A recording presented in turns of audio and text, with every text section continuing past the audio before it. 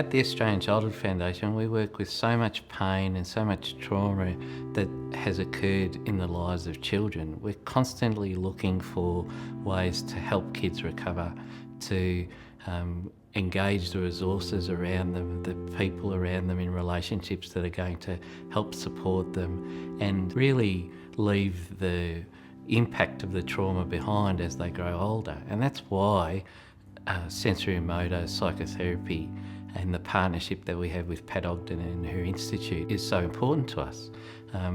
It means that we're able to bring to Australia a way of working that's respectful, a way of working that is positive, it's resourcing of children, and it doesn't need words, and that's probably the most essential element of it. After finishing the level 1 training, probably I would say the biggest thing that I learnt was about how to regulate client states of arousal so that they stay within the window of tolerance.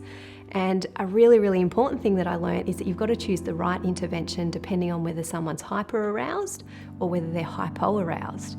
And if you choose the wrong intervention, it'll actually keep them in that state instead of bringing them back to a level that's tolerable for them. I think from the moment they come in, so the moment they kind of walk in my door, I'm looking out for, how contained are they? Are they getting activated? Are they getting triggered?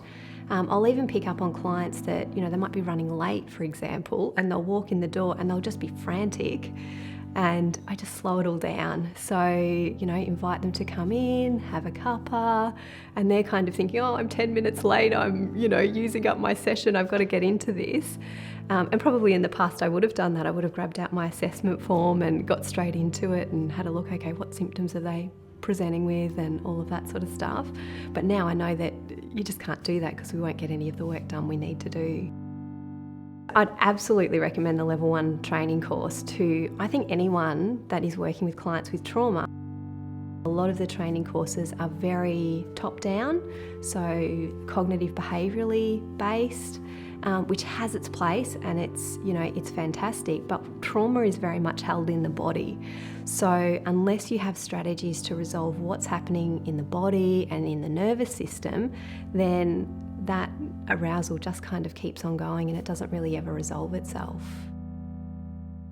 I had a fair amount of knowledge about trauma before I went into the course, but I guess the stuff that I learned from that was really about how we hold those kind of implicit trauma memories in our body, and what that feels like.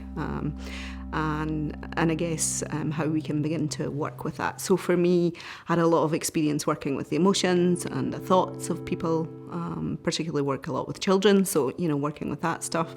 But the level 1 training really brought to me the capacity then to work with the body as well. And for me, it felt a bit like the missing link. It was like, this is what I've been needing all of this time. So yeah.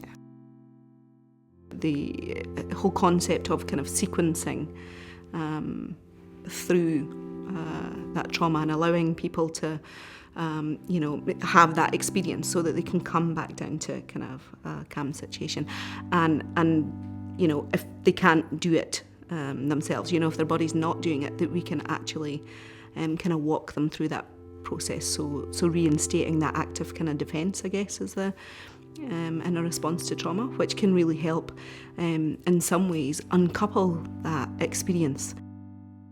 I would definitely recommend level 1.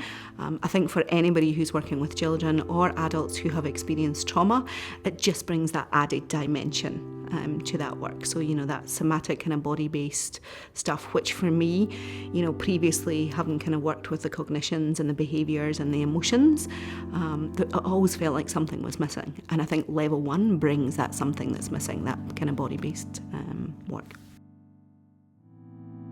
Well, I hope that the students will walk away with a real embodied sense of that idea of inner intelligence for themselves and their clients.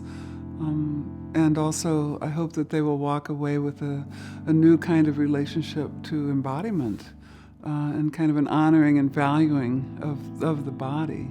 And see, because once they they really get that, then all the techniques and everything will just come out of that kind of context.